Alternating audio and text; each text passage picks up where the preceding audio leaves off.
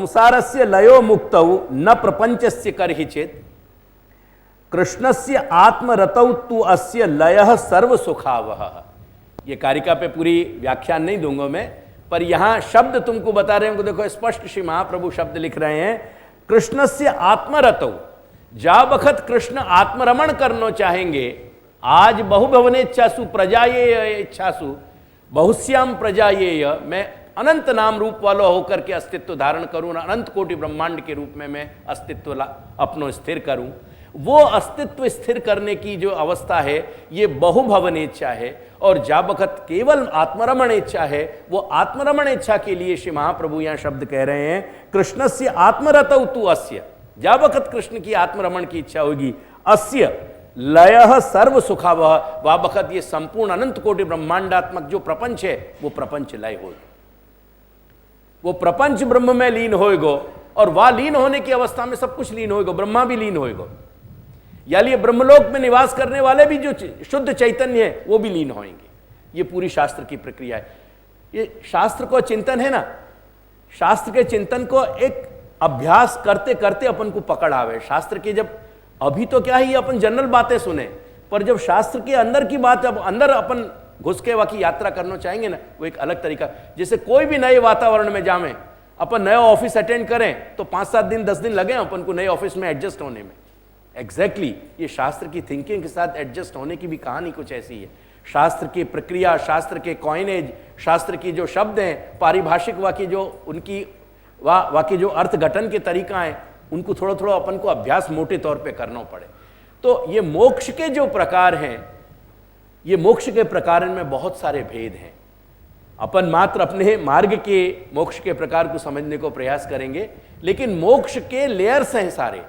हर मोक्ष को हर एक मोक्ष की तुलना में एक नहीं किया जा सके, या लिए अनेक देवताओं की जो उपासना है उनकी मोक्ष की व्यवस्था अलग है।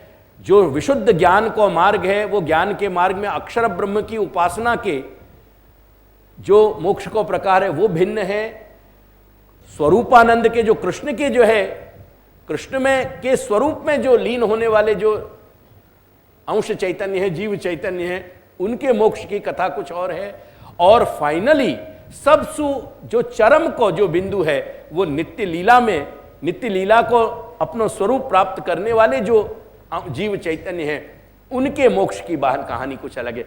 नाम वहां भी मोक्ष आएगा, वो भी मोक्ष ही है। नित्य लीला की स्थिति प्राप्त करना वो भी मोक्ष है।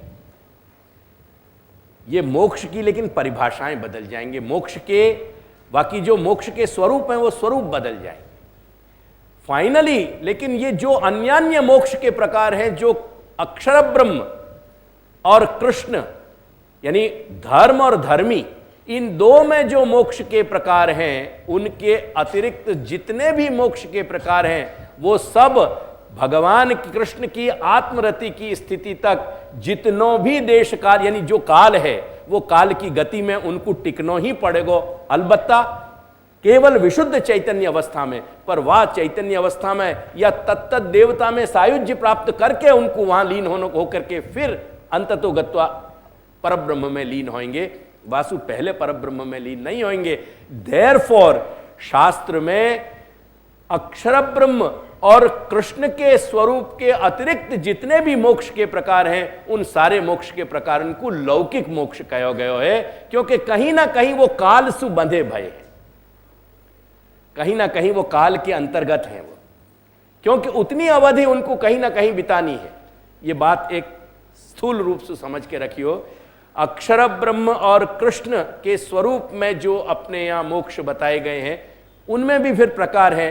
कृष्ण के स्वरूप में लीन हो जानो चैतन्य तत्व सु, कृष्ण के स्वरूप में स्थित हो जानो अलकावली के रूप में, आभूषणन के रूप में, इत्यादि इत्यादि जो अन्य प्रकार बताए हैं वो प्रकार अलग है। पुनः नित्य लीला के पात्रन के रूप में पशु पक्षी, नदी, जल, तीर, रज या के रूप में स्थित होनो, ये भी मोक्ष को एक प्रकार है। स्त्री पुरुष देह की, अक्षरात्मक देह की प्राप्त कर स्वरूप प्राप्त करके और मनुष्याकृति रूप प्राप्त करके अक्षरात्मक और भगवान के संग क्रीड़ा करनी, ये भी फिर मोक्ष को एक प्रकार है, ये भी नित्य लीला को एक प्रकार है। तो नित्य लीला में भी प्रवेश एक प्रकार से नहीं हो वनस्पति बन के, यानी ये कह रहे हैं उद्धव जी कि मैं वनस्पति बन जाऊं, गुल्मलतौषधि नाम। तो जो श्री यमुना जी के कूल हैं, जो रज है, जो रज के कण हैं, ये जब व्यापी वैकुंठ की जब अपन देखेंगे, जब अवतार दशा में पूरे व्रज क्षेत्र में अक्षर ब्रह्म को प्राकट्य है, तो जब अक्षर ब्रह्मात्मक ये व्रज स्थली थी, वो व्यापी वैकुंठ, जब अपन नित्य व्रज कह रहे हैं। आज जो व्रज देख रहे हैं वो भौतिक व्रज है, या ही व्रज में अगर कोई भाग्यशाली के लिए व्यापी वैकुंठ आज के दिन भी अगर निरोध लीला कहीं प्रकट होनी है तो वो वही व्रज में प्रकट होगी। और व्रजेतर भी प्रकट हो सके, जैसे श्री गोपाल दास जी को यहां प्रकट भई असारवा में बैठे हुए, उनने जितनो भी अनुभव कियो वो सब कुछ व्रज को अनुभव कियो, वो व्रज के समस्त परिस्थिति उनको यहां साक्षात्कार में आ गई। तो ये जितने भी साक्षात्कारात्मक ये जितनी अनुभूतियां हैं, ये अक्षरात्मक देह स्वामेंगी, जो अपनी चर्चा तनुनवत्व में हो गई, वो तनुनवत्व की बात है। परंतु मूल में अक्षर ब्रह्म या कृष्ण संबंधी जो मोक्ष है वो अलौकिक या नित्य मोक्ष है। बाकी अतिरिक्त जितने भी मोक्ष हैं वो मोक्ष हैं, परंतु रिलेटिव मोक्ष हैं, क्योंकि फाइनली जब कृष्ण की आत्मरति की इच्छा होगी वह स्थिति में जाके वो परब्रह्म में लीन होंगे, अन्यथा नहीं। इतना मेरा कहने को बिंदु याद रखियो, ताकि मेरी यहाँ करी गई मेहनत इतने अंश में अपने माथे में जम जाए कि नहीं, ये दो विभाजन अलग है। मोक्ष के मीनिंग हो में अपनी समस्त वासनान के तंत्र के कारण जो अपन जितनों भी संस्कार पैदा कर रहे हैं वो गिनती हो नहीं सके उन चेष्टान की। ये जो क्रियमाण जो अपन कर्म कर रहे हैं, चेष्टा कर रहे हैं, इन सारी चेष्टांशु जो एक संस्कार उत्पन्न हो रहे हैं, जो इनके रेजिडियल इफेक्ट्स पैदा हो रहे हैं, जबको मैंने कल उदाहरण दियो कि तुम तेल लगा के सो जाओ और तुम्हारा दाग पड़ेगा तकिया पे, ऐसे जो दाग प्रति यानी क्षण क्षण जो प्रत्येक समय की प्रत्येक एक चेष्टा के साथ जो घटित हो रहे हैं, क्योंकि मानसिक वाचनिक या शरीर की कहीं ना कहीं चेष्टा तो चली रही है। देखो यार ये भगवान कितनी अच्छी बात कहें।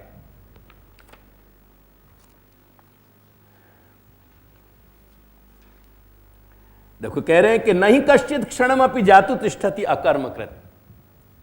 जीव मात्र जो है, प्राणी मात्र कहीं बिना चेष्टा के नहीं रह सके। न ही कश्चित क्षणम अपि, एक क्षण भी कोई जातु, ये निश्चयवाची पद कह रहे हैं, तिष्ठति अकर्मकृत, कहीं कोई अकर्म चेष्टा सुरहित कोई नहीं रह सके।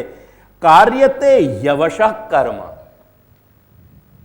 अपन चाहे कि न चाहे, अगर स्थूल देह इंद्रिय प्राण अंतःकरण अपन के जुड़ रहे हैं, अगर यह शरीर नाम के पुर में अपनो जीवात्मा निवास कर रहे हो है, और अगर प्राण टिक रहे हैं, तो कार्यते यवशः कर्म, अवश्य की तरह, एक मशीन के मैकेनिक पुतला की तरह, जैसे तुम जब मशीन है और अगर तुमने वह कुछ स्विच ऑन कर दिया और तुम रिमोट चला रहे हो, ये पॉसिबल नहीं अनलेस के मशीन बिगड़ गई होए, मशीन टूट गई होए, मशीन बेकार हो गई होए, नहीं तो तुम्हारा रिमोट दबेगा, जो भी तुम्हारा फंक्शन जानते हो या नहीं जानते हो, अगर कोई अंड बंड भी स्विच दाब दोगे ना तो उतनी एक्टिविटी वहां में शुरू हो जाएगी जो अपने संग्रात दिन होए, क्योंकि समझ में तो आवे नहीं इतना रिमोट, नहीं वो गैजेट इतना समझ में आवे तो दुर्घटना होती ही रहे,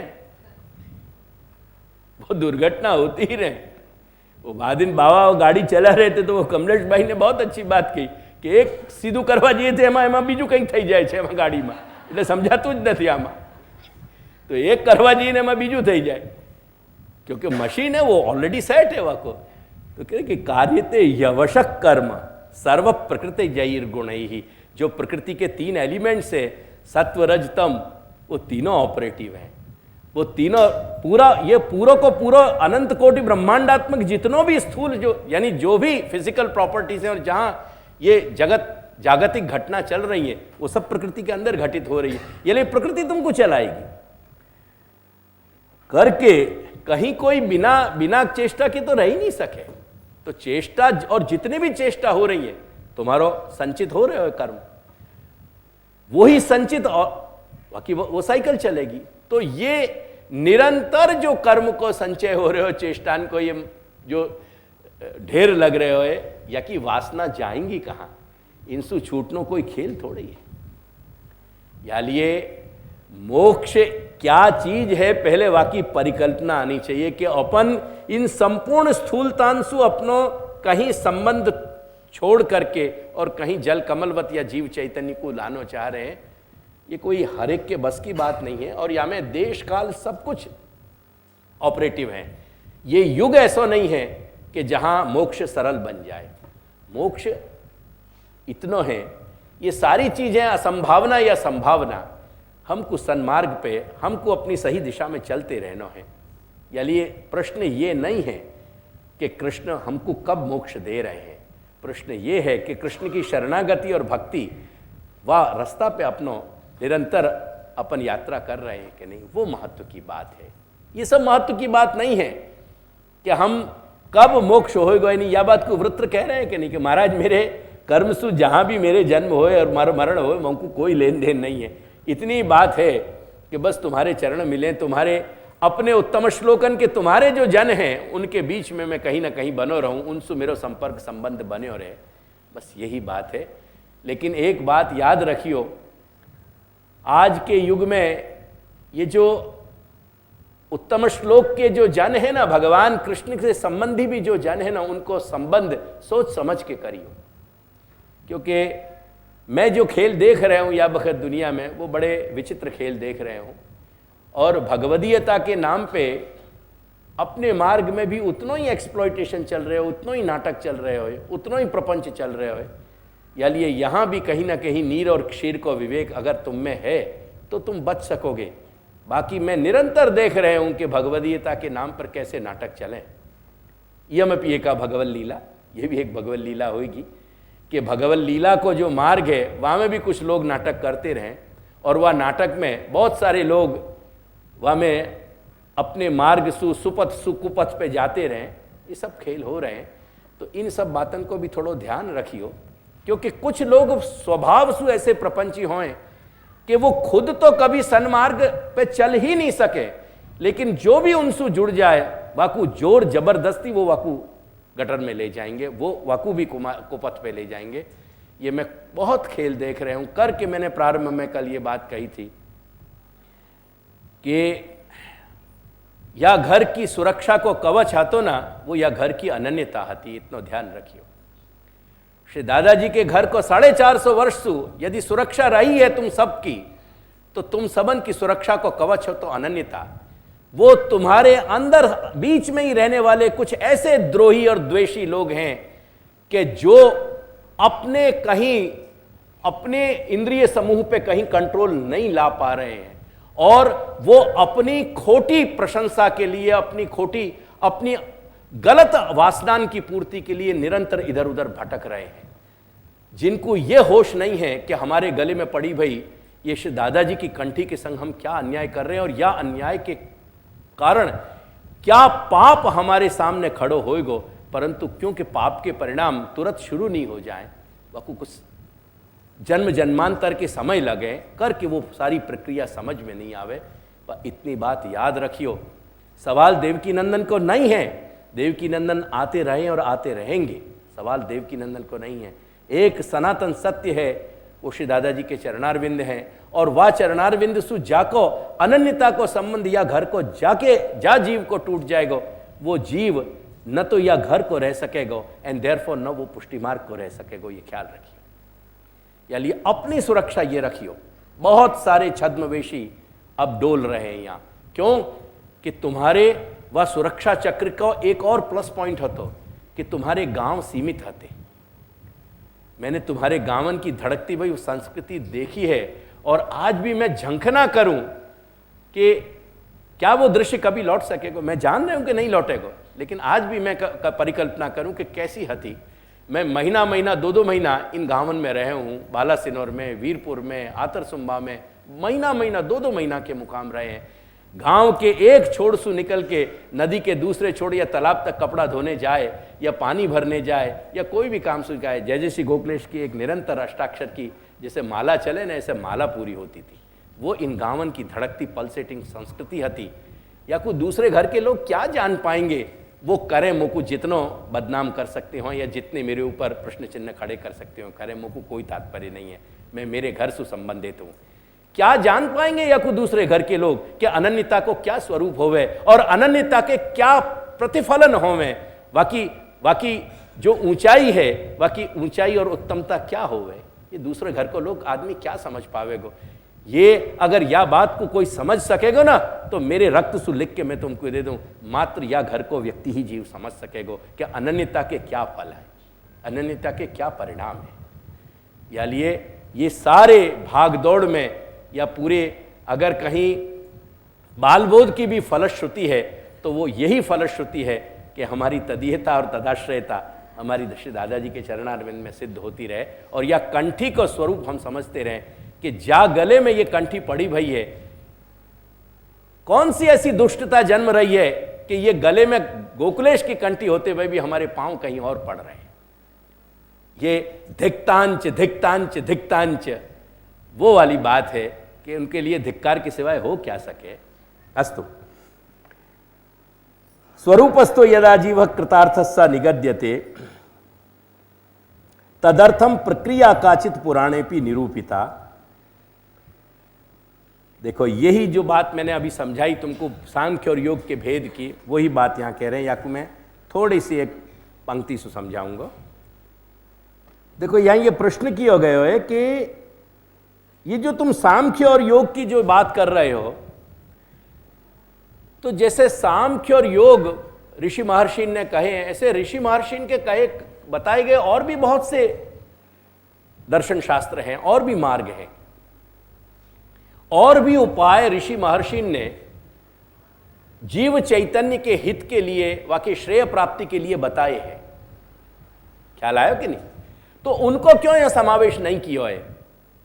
या को जवाब श्री महाप्रभु दे रहे हैं कि मैं उनके भी मतन को समावेश यहां कर तो अगर पुराणन में और शास्त्रन में उनको कहीं उल्लेख होता तो अगर उनके अंदर उनके चिंतन में कुछ ऐसे एलिमेंट्स होते कि जिनमें वेद शास्त्र के चिंतन की कहीं झलक मिलती या उनके स्पर्श मिलते तो मैं उनको भी यहां कथन ले तो कर श्री महाप्रभु कह रहे हैं कि तदर्थम प्रक्रिया काचित पुराणे भी निरूपिता।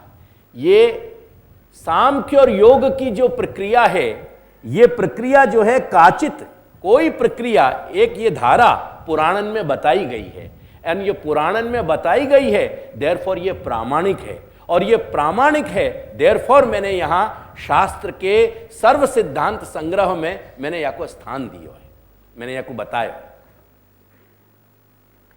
तो तदर्थम यानी तदर्थम को मतलब है सांख्य और योग के लिए, और अन्यान्य जो तुम मतन की बात कर रहे हो उन मतन की चर्चा पुराणन में नहीं करी गई है और अगर करी गई है तो वह को निषेध के रूप में करी गई है, स्वीकार के रूप में नहीं करी गई है। तो तदर्थम सांख्य और योग के लिए काचित प्रक्रिया, कोई प्रक्रिया व कोई एक सिस्टम जो है पुराणे भी निरूपिता, पुराण में भी कहो गयो है। ऋषिभिर बहुधा प्रोक्ता फलम एकम अबाह्यतः, और वही बात ऋषि ने भी बताई है करके मैंने 3 डिवीजन 3 लेयर बताए। एक पुराणन में कहो गयो जो है सांख्य योग है, एक ऋषि के द्वारा कहो गयो सांख्य योग है, और एक वो सांख्य योग है कि जो कहो ऋषि ने लेकिन जो निषिद्ध है। ऐसे 3 या के लेयर्स हैं। तो यहां ये कह रहे हैं कि ऋषि में बहुधा प्रोक्ता, तो ऋषि ने ये प्रक्रिया बहुत विस्तार से बताई है कि सांख्य शास्त्र क्या है और योग शास्त्र क्या है, परंतु कुल मिलाकर के ये बात समझ लेनी चाहिए कि इन दोनों के जो फल हैं वो एक कोटि के हैं। फलम एकम, या को समझ लीजिए शब्द को, फलम एकम अबाह्यतः, इनके फल में दोनों के जो योग सांख्य मार्ग से मिलने वाला जो मोक्ष है और योग मार्ग से मिलने वाला जो मोक्ष है वो दोनों ही एक है। ये बता के अब आगे कह रहे हैं कि अत्यागे योग मार्गो ही त्यागोपि मनसई वही।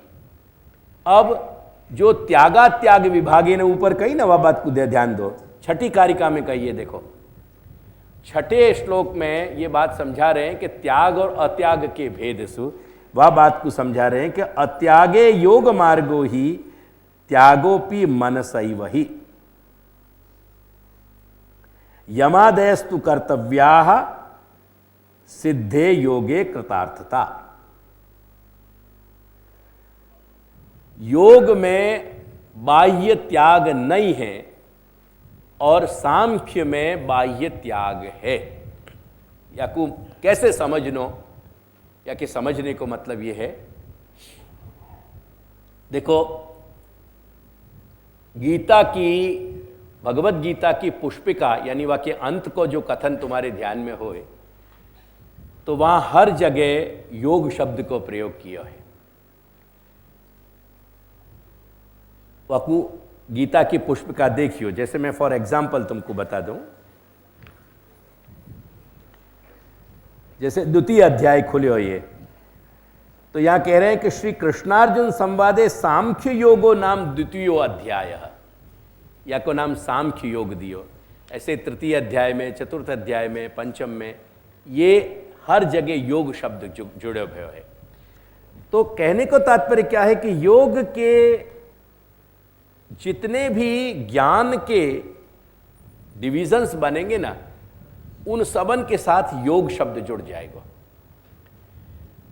अब यह बात से मैं क्या समझाना चाह रहा हूं, मैं ये समझाना चाह रहा हूं कि योग जो है वो जल में रहते भय, जिससे कमलवा को स्पर्श नहीं करे ना, ऐसी एक जीवन प्रणाली अपनाने के कारण योग मार्ग में त्याग अंदर बाहर को त्याग नहीं है, आंतर त्याग है। देखो यहां भगवान कह रहे हैं कि नैव किंचित करोमीति युक्तो मन्येत तत्ववित्। तत्ववित् जाने सांख्य की प्रक्रिया नित्य अनित्य विवेकसु तत्व को जान लियो है, और तत्व को जान के वो योग की उपासना कर रहे हो। देखो योग के उपासना में जो 8 तत्व लिखने, तो लिखो यम नियम,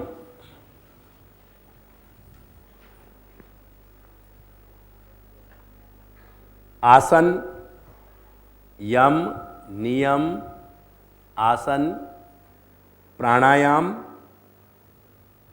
प्रत्याहार, ध्यान, धारणा और समाधि। यही को नाम सबीज योग, निर्बीज योग, संप्रज्ञात, असंप्रज्ञात, ये साधन और फल अवस्था के अलग अलग नाम हैं। अलग अलग ढंग से लोग इनको कहें।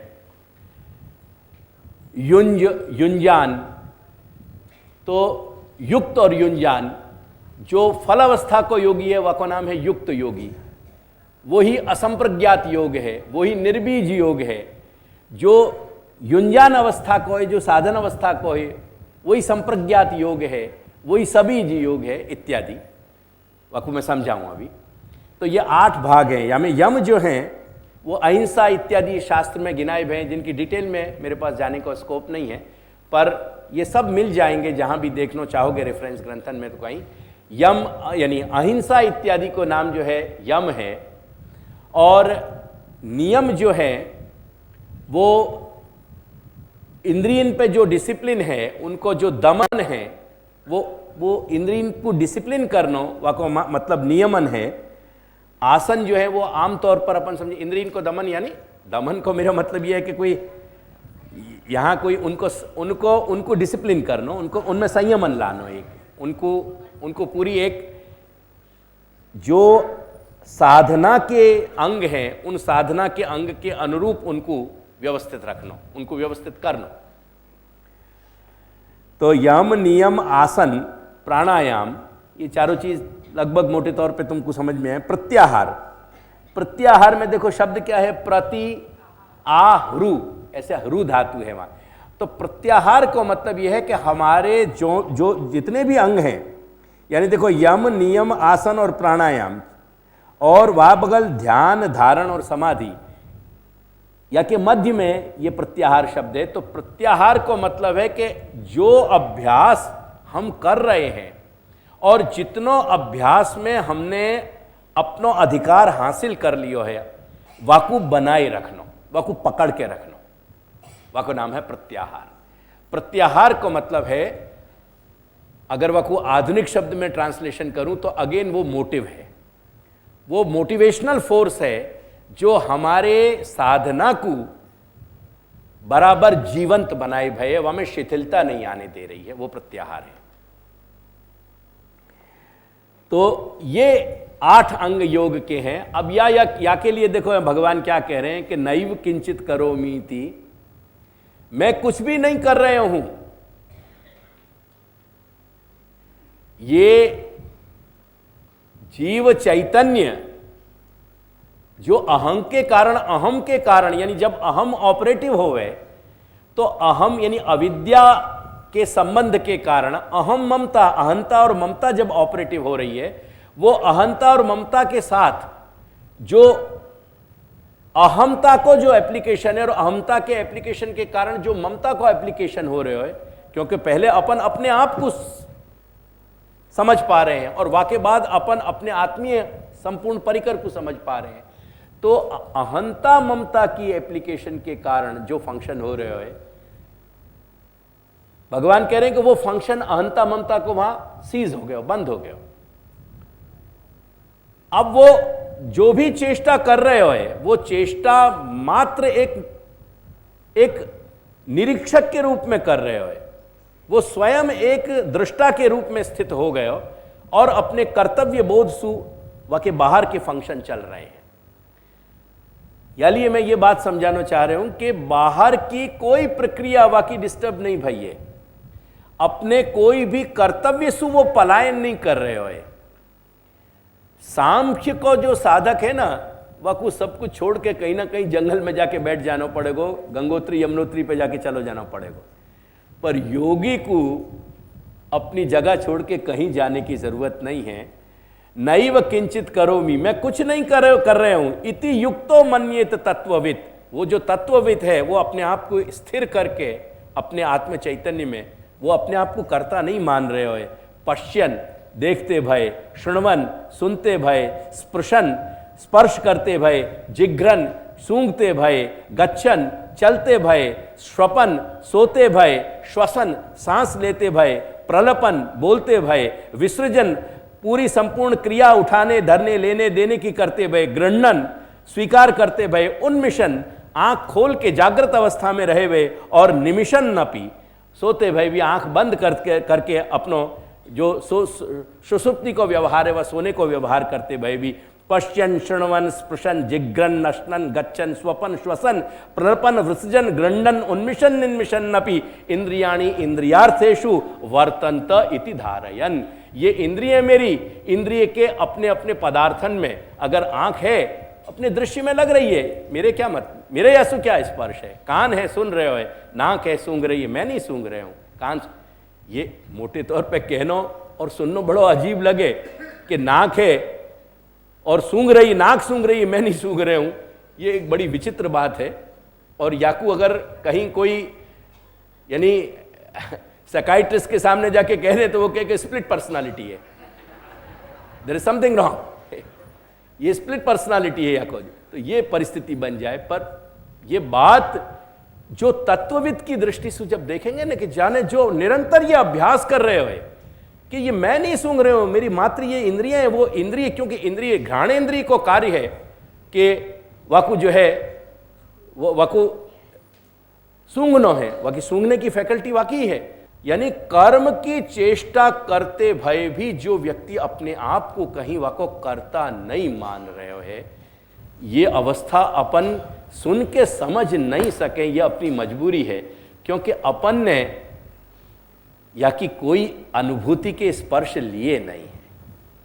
अगर अनुभूति के अपने स्पर्श हो ना, और यदि कहीं कभी कोई एक बहुत अरुंधति न्यायन, जो शाखा अरुंधति न्यायन में बताऊंगे, जैसे कोई तारे को देखना होए और वहां पेड़ की कोई डाल होए, अपन बतावें कि देखिए डाल के सीधे में देख देख वो तारा है वहां, तो वो जो नहीं दिखने वाला तारो है अपनी आंखन सु इतने सुदूर अवकाश में वो दिखने लगे। ऐसी कोई दूर के उदाहरण से समझने को प्रयास करो। देखो कभी कभी अपन स्वयं अपने आप में मनुष्य का चैतन्य, जीव चैतन्य जब कभी उदासीन बन जाए, जब कहीं वो अपने अंदर खो जाए ना, तो पास वालों कुछ कह जाए ना, समझ में नहीं आवे, वो सुन रहे हो, कान सुन रहे हो, पर वो नहीं सुन पा रहे हो, पलट के बोले कि भाई मेरा ध्यान नहीं है, तो मुझे जरा कह ना क्या कह रहे हो।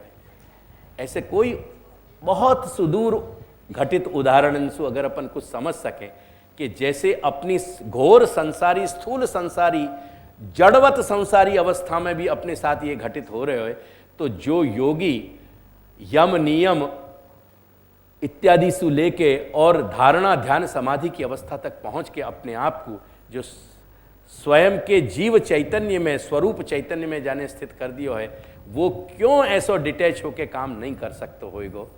या को तुम कल्पना करो, या कि एक आप तुमको एक बहुत बड़ी अमेजिंग घटना बताऊं।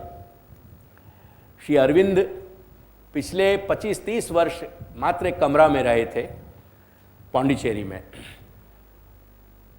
और एक बार उनके उठते बैठते पैर फिसल जाने के कारण उनके फ्रैक्चर हो गया।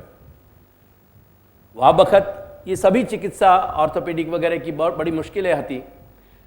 तो जब डॉक्टर ने उनकी हड्डी को सेट करने के लिए वो ऑपरेशन की जो प्रक्रिया है वहाँ के लिए कही, तो उन्होंने कही कि एनेस्थीसिया की ज़रूरत नहीं है, तुम्हारा काम करो। और जाबखत डॉक्टर हड्डी सेट करके, पाँव की हड्डी सेट करके वहाँ ने प्लास्टर चढ़ाए ना, at that time Shri Arvind अपनो लेखन कर रहे थे। तुम कल्पना नहीं कर सको, पर ये घटित घटना है, उनकी बायोग्राफी में लिखी हुई है। या कि तुम कल्पना करो कि मनुष्य अपने शरीर से कितनो डिटैच हो सके। हड्डी को सेट होनो, वो एनेस्थीसिया या लिए दियो जाए कि नहीं तो दर्द के मारे बेहोश हो जाए इंसान। ये घटना ऐसी सत्य है। तो मनुष्य के क्षमता को, जीव चैतन्य की क्षमता को अपन अपनी स्थूलता से माप नहीं सकें, इतना स्मरण रखियो। तो या लिए ये मैंने गीता के शब्द सुनाए कि देखो भगवान गीता में कह रहे हैं योगी के लिए कि तू ये सब कुछ कर सके, और करते भाई भी तू ये कुछ भी नहीं करेगो। तू देख रहे हो, सुन रहे हो, सूंघ रहे हो, सो रहे हो, बैठ रहे हो, जग रहे हो, सब सारे अपने संपूर्ण कर्म को, अपने कर्तव्य को कर रहे हो, पर नॉट नेसेसरली कि तू असु बंधो भय हो। तू वो सब कुछ करते भाई भी दृष्टा बन सके, ये स्थिति योगी की है। तो योगी को बाह्य त्याग की यालिए जरूरत नहीं पड़े, क्योंकि वाकई अंदर को आंतर त्याग इतना प्रबल होवे कि वो अपने जीव चैतन्य में स्थित होते भय माँ के प्रति भी कर्तव्य बजाएगो, बाप के प्रति भी बजाएगो, अपने और जो सहयोगी हैं उनके प्रति भी बजाएगो। जहाँ जो वाकई कर्म के कर्तव्य के जो बिंदु हैं, शेष हैं, वो सबन को, वो अवशिष्ट चीजन को पूरा करेगा। और नॉट नेसेसरी ये हठयोग की प्रक्रिया में कहीं आसन इत्यादि के वो हैं, परंतु इनको एक सामान्य अभ्यास हर जगह बताया गया है, पर नॉट नेसेसरी।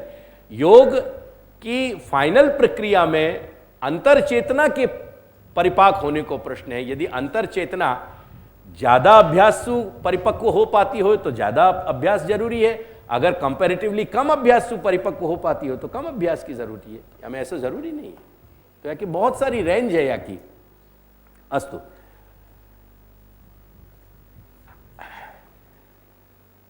अत्याग योग मार्गो ही, ये मैं कह रहे तो कि त्याग और अत्याग को ये विभाग जो है वो सांख्य में त्याग बाह्य त्याग है और योग में बाह्य त्याग नहीं है। ये थोड़ा सा अपन को ध्यान में इलस्ट्रेट रहना चाहिए। त्यागोपि मनसा ही वही, यानी श्री महाप्रभु स्पष्ट कह रहे हैं कि ये योग में जो त्याग है ना, योग मार्ग को वो मन सु है, अंदर सु, अंतःकरण सु को डिटैचमेंट है। यमादयस्तु कर्तव्या, लेकिन यम नियम ये सब कुछ करना जरूरी है, क्योंकि यम नियम इत्यादि ये पूरा धारणा ध्यान समाधि तक अगर अपन नहीं करेंगे तो वाकई साधना पद्धति पूरी नहीं होगी। यानी कह रहे हैं कि यमादयस्तु कर्तव्याः सिद्धे योगे कृतार्थता। जब धारणा ध्यान और समाधि की दो अवस्था, यदि वो युंजान योगी है तो धारणा ध्यान और समाधि की अवस्था अभी भी साधन अवस्था में है। और जा बखत युक्त योगी, यानी जब धारणा ध्यान धारणा यानी ध्याता ध्येय और ध्यान ये तीनों डिसॉल्व हो जाएं एक में, इनमें कहीं भी कोई भी चेष्टा, चैतन्य चेष्टा, इनमें कोई जब बाधा नहीं पहुंचावे, वो स्थिति युक्त योगी की है, वो परिपाक की अवस्था है, फल की अवस्था है, जहाँ ध्यान यानी ध्यान को प्रोसेस, ध्याता यानी ध्यान करने वालों, और ध्येय जो वहाँ में ध्यान किए जा रहे हो ईश्वर को, ये ध्यान ध्याता और ध्येय, ये तीनों जब एमलगामेट होके ये डिसॉल्व हो जाएं, तीनों एक हो जाएं, वो स्थिति युक्त योगी की है। वह स्थिति में श्री महाप्रभु कह रहे हैं कि सिद्धे योगे, जब ध्येय ध्याता और ध्यान तीनों की प्रक्रिया मिल जाए, वो कृतार्थता की स्थिति है। पराश्रयण मोक्षस्तु, अब यहां स्वतः मोक्ष को ये डिवीजन पूरा हो गया। स्वतः मोक्ष की प्रक्रिया में जहां स्वयं अपने प्रयास से जीव चैतन्य को अपनी चैतन्य अवस्था में स्थिर होके और संसार को उत्पन्न करने वाली जो अहंता ममता की जो पूरी एप्लीकेशन है, अहंता ममता की जो पूरी प्रक्रिया है, प्रोसेस है, वह प्रोसेस को कहीं अपने आप से डिटैच कर देना है, वह को छोड़ देना है, और वो अहंता ममता से ऊपर उठ जाना है। कुल मिलाकर के बात ये इतनी है। या के लिए सांख्य और योग ये दोनों ज्ञान मार्गों के एक मोटो बड़ो डिवीजन है, क्योंकि अन्य भी जो अक्षर ब्रह्म संबंधी ज्ञान मार्ग की उपासना है, उनमें भी सांख्य को सहयोग तो लेना ही पड़े, क्योंकि सांख्य के बगैर नित्य और अनित्य को विवेक उत्पन्न नहीं होए। नित्य और अनित्य को विवेक तभी आवेगा जब सांख्य की प्रक्रिया हो जाएगी। तो सांख्य और योग अपने स्वयं के जीव चैतन्य पे विकसित होने वाली, परिपक्व करने वाले दो प्रधान या के विभाजन हैं। ये बात श्री महाप्रभु ने अपन को यहाँ तक बताई। अब परतः प्रक्रिया यानी दूसरे के आधार पे वो परतः प्रक्रिया को बता रहे हैं कि पराश्रयेण मोक्षस्तु द्विधा सोपि निरूप्यते। वो मोक्ष को भी मैं दो डिवीजन में बता रहा हूँ, दो विभाग में। ब्रह्मा ब्राह्मणताम यातस्तद्रूपेण सुशोभ्यते। अब प्रश्न ये है कि यदि शिव और विष्णु दोनों को समावेश हो गए तो देवाधिदेवन में जो ब्रह्मा की कैटेगरी है वह को क्या भयो? क्यों ब्रह्मा मोक्ष देने में असमर्थ है? या कोई एक मूल जो कारण है, सबसे बड़ो कारण ये है, वो ये है कि ब्रह्मा जो है वो रजोगुण के अधिष्ठाता देवता हैं, और रजोगुण जो है वो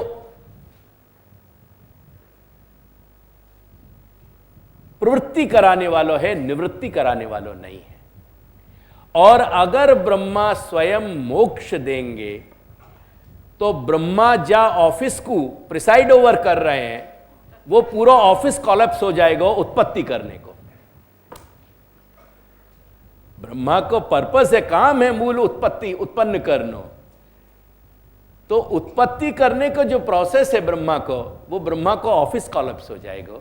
ये दो या के मुख्य कारण है। अब आगे अपन और या की प्रक्रिया पढ़ ले रहे हैं। ब्रह्मा ब्राह्मणताम यातः तद्रूपेण सुशोभ्यते। देखो ब्रह्मा जो है वो ब्राह्मणता यानी ब्रह्म संस्था को प्राप्त होने के कारण मुख्य रूप से उनकी उपासना ब्रह्म वर्चस्व, ब्रह्म तेज के लिए की जाए है, ज्ञान के लिए की जाए है। उनकी उपासना, ब्रह्मा की उपासना भोग या मोक्ष के लिए नहीं हो सके। या लिए ब्राह्मणताम, ब्राह्मणता यानी ब्रह्म को भाव, ब्राह्मण को भाव, जो यानी ब्रह्म को भाव का मतलब क्या है? ब्रह्म नाम जो है ना, वो केवल परब्रह्म को या ब्रह्मा को नाम ही ब्रह्म नहीं है, वेद को नाम भी ब्रह्म है। वेद को भी ब्रह्म कहा जाए तो जो वेद की साधना करने वाले ब्राह्मण वर्ग है, जो ब्राह्मण वर्ण है, वो ब्राह्मण वर्ग से अधिक संबंधित है। वेद को ज्ञान प्रदान करनो ये ब्रह्मा के साथ जुड़ो भयो है। ब्रह्म वर्चस्व देनो ये ब्रह्मा के साथ जुड़ो भयो है। ब्रह्म सूत्र जो ब्राह्मण धारण करें, वो ब्रह्म सूत्र को जो हेतु है, वो ब्रह्म सूत्र को हेतु ब्रह्मा के साथ जुड़ो भयो है। जो 3 सूत्र धारण किए जाए ना, और विवाह के पश्चात 6 सूत्र धारण किए जाए। यज्ञोपवीत में विवाह से पूर्व ब्राह्मण को ब्रह्मचर्य अवस्था में 3 सूत्र को धारण करना पड़े।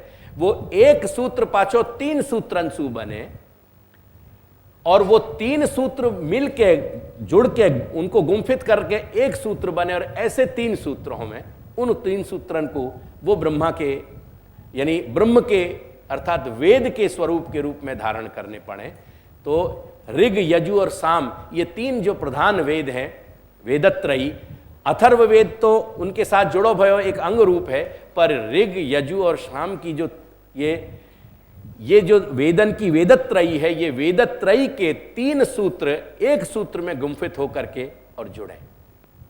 तो ये ब्रह्म सूत्र भी जब धारण किया जाए तो ब्रह्मा की स्तुति के साथ धारण किया जाए, क्योंकि ब्रह्म सूत्र जो है वो ब्रह्म वर्चस्व यानी ब्रह्म तेज हमको प्राप्त होए, ऐसी प्रार्थना के साथ धारण किया जाए। तो ब्रह्मा ब्राह्मणताम याति, ब्रह्मा को संबंध चूंकि वेद सु है और ब्रह्मा को संबंध वेद ज्ञान सु है, ब्रह्मा को संबंध वेद के संस्कार यानी वेद में जो अधिकार मिलेगो वो यज्ञोपवीत सु मिलेगो। यज्ञोपवीत के बगैर वेद में प्रवेश नहीं होवे करके ब्रह्मा को संबंध यज्ञोपवीत संस्कार सु जुड़ेगो, ब्राह्मणी संस्था सु जुड़ेगो, ब्राह्मण वर्ण सु जुड़ेगो।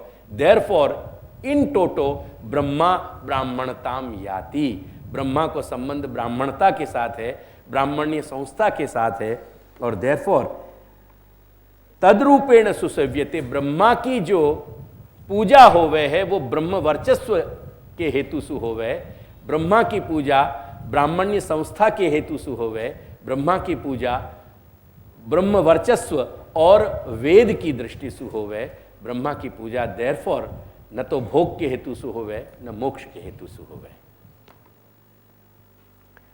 ते सर्वार्था न च आद्येन, देयरफॉर ते सर्वार्था, वो जो धर्म अर्थ काम और मोक्ष है ये चारों चीजें पूरे रूप में ब्रह्मासु सर्वार्थ सिद्ध नहीं होवे, कोई एकाद अर्थ सिद्ध होवे, धर्म सिद्ध होवे, वेद की सिद्धि होवे इत्यादि। ये और कहीं क्वचित कुछ पुराणन में ऐसे उदाहरण भी हैं कि ब्रह्मासु जो धर्म अर्थ इत्यादि की प्राप्ति भई है, वैभव की भी प्राप्ति भई है इत्यादि, या के छुटपुट उदाहरण हैं, लेकिन या के सब जगह मिलने वाले उदाहरण वेद शास्त्र में नहीं मिल रहे हैं करके कह रहे हैं कि ते सर्वार्थान च आद्येन, आद्येन यानी ब्रह्मणा यानी ब्रह्मा, अपन गिनती करें तो ब्रह्मा, विष्णु और शिव ऐसे गिनती करें तो आद्येन यानी ब्रह्मणा, वो ब्रह्मासु जो है वो सब अर्थ सर्वार्था यानी चारों पुरुषार्थ धर्म अर्थ और काम मोक्ष सिद्ध नहीं होवे।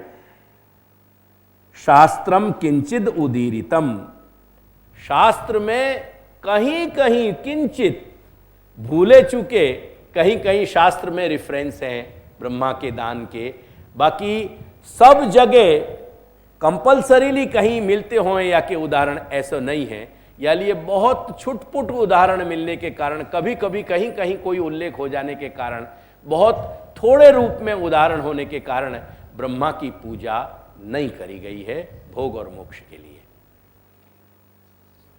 ब्रह्मा ब्राह्मणताम यातः तद रूपेण सुसेव्यते, वाकु वायु रूप में वाकी सेवा होवे है, पूजा होवे है, ते वो चारों पुरुषार्थ सर्वार्था आद्यन यानी ब्रह्मासु नहीं मिले ये बात, और जहां मिले कुछ कुछ कुछ वाके बहुत थोड़े उदाहरण है वो शास्त्र में कहीं कहीं बताए गए।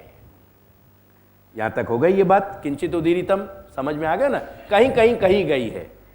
अतः देयरफॉर, क्योंकि ब्रह्मा को संबंध डायरेक्ट पुरुषार्थ के दान में नहीं है, पुरुषार्थ सिद्ध करने के लिए नहीं है, देयरफॉर शिवश्च विष्णुश्च जगतः हितकारकौ, या लिए सब सुप्रधान कोटि में अन्य देवतान की तुलना में कोई देव शिव और वैष्णव की तुलना में नहीं आ सके। या लिए भारतवर्ष को संपूर्ण इतिहास या तो वैष्णव दर्शन से भर्यो भयो है या शैव दर्शन से भर्यो भयो है। दमदार चिंतन के जो 2 खंभ है, स्तंभ हैं बड़े, वो या तो शैव हैं या वैष्णव हैं, और अन्यान्य जितने भी मार्ग हैं ये सब बाद की शाखाएं, और जितने भी शाक्त दर्शन हैं अंबा के संबंध में उनमें प्रायः 90% जो है वो वाम तंत्र हैं, जो शास्त्र को स्वयं को स्वीकार्य नहीं है, या लिए उनको कहीं आदर नहीं दिया गया है। जहां स्वीकार्य हो गया है वो अंश बहुत थोड़ो है, पर वो मेरे आज को यहाँ विषय नहीं है। या लिए भारतवर्ष में यदि साधना की उपासना की जो 2 प्रबल धाराएं रही हैं वो धारा शिव और विष्णु की रही है, अंबा की शक्ति की वो धारा नहीं रही है। यानी भारतीय इतिहास को जानने वाले इनको ये बात आदर सहित मस्तक में धारण करनी चाहिए, मन में धारण करनी चाहिए कि भारतवर्ष में प्रधान 3 उपासना की धाराएं हती। एक ज्ञान मार्ग जो आत्म तत्व से स्वतः स्वयं आत्म तत्व से जुड़ी भई एक ज्ञान मार्ग की प्रक्रिया आती, एक शैव मार्ग की प्रक्रिया आती और एक वैष्णव मार्ग की प्रक्रिया आती। ये 3 प्रक्रियाएं भारतवर्ष के शास्त्रन में सर्वत्र धमनीन की तरह, शरीर में जैसे धमनी फैली भई है ऐसे धमनीन की तरह फैली भई। यानी इनको जगत को हितकारक माने जा रहे हो। अब वस्तुनः स्थिति संहारौ कार्यौ शास्त्र प्रवर्तकौ। देखो इनके 2 कर्तव्य इनने स्वयं धारण किए हैं। विष्णु को स्थिति को कर्तव्य मिले है पालन करने को, और रुद्र को शिव को जो है संहार को कर्तव्य मिले है। यानी इनके जो कार्य हैं, फंक्शन है, इनकी जो ड्यूटीज हैं वो 2 हैं। वस्तुनः वस्तु मात्र को, एंटायर क्रिएशन में जो भी फंक्शन है इनके एंटायर क्रिएशन के लिए दे आर मेड रिस्पॉन्सिबल। इन देवतान को, 2 देवतान को एंटायर क्रिएशन के लिए क्रिएशन में 2 काम सौंपे गए। जैसे एंटायर क्रिएशन को काम हैंडल करना वो ब्रह्मा के ऑफिस को काम है, पालन करना विष्णु के ऑफिस को काम है, और संहार करना वो शिव के ऑफिस को काम है। ये एंटायर पूरा अनंत कोटि ब्रह्मांडात्मक सर्जन की ये सारी प्रक्रिया मुख्य प्रक्रिया है। यानी को एटे यो बर्ड्स आई वो एक विहंगम दृष्टि से पैनोरामिक पॉइंट पर खड़े होकर देखो महाप्रभु की दृष्टि से मूल 3 धारा हैं, एक ज्ञान की धारा, एक शैव धारा और एक वैष्णव धारा। या में शिव और विष्णु ब्रह्मा चूंकि उत्पत्ति के जो है अधिष्ठाता देवता हैं, विष्णु जो है स्थिति के पालन करने के अधिष्ठाता देवता हैं, और शिव जो है वो संहार करने वाले, वाको वाइंड अप करने वाले जो है। आजकल देखो बहुत टेक्निकल एक्सपर्टीज चाहिए। 10-10, 20-20 माले की बिल्डिंग हो ना, आजू बाजू की कोई बिल्डिंग को नुकसान पहुंचाए भाई सीधो ताश के पत्ता की तरह बैठा देवे, और या के एक्सपर्ट होवे जिनकी फीस निर्माण करने वाले आर्किटेक्ट से ज्यादा होवे, they are the most respected persons. तो संहार की प्रक्रिया को, कोई चीज को वाइंड अप करना या के लिए बहुत बड़ी जो है सो क्षमता चाहिए।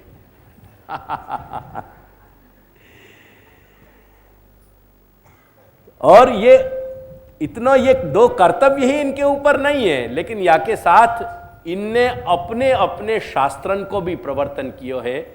विष्णु ने पांचरात्र को प्रवर्तन किया है, वैष्णव तंत्र को प्रवर्तन किया है, और शिव ने पाशुपत दर्शन को, पाशुपत तंत्र को, जो शैव तंत्र को जो है प्रवर्तन किया है। एंड देयरफॉर तननाथ तंत्र, इनके चूंकि सारी प्रक्रिया इतनी बृहद है, इनके इतने विस्तार से बात कही है, तनु विस्तारे, वह तनु विस्तारे सु तंत्र शब्द बने हुए। यानी तंत्र को मतलब है विस्तार करना, एक्सटेंसिव। जहां एक्सटेंसिव नेटवर्क जहां क्रिएट कर दिए गए वह को नाम है तंत्र। देयरफॉर क्योंकि वैष्णव प्रक्रिया बहुत विस्तार से कही गई है, देयरफॉर वह को नाम वैष्णव तंत्र है। शिव की प्रक्रिया शैव दर्शन में बहुत एक्सटेंसिवली कही गई है, देयरफॉर वह को नाम शैव तंत्र है।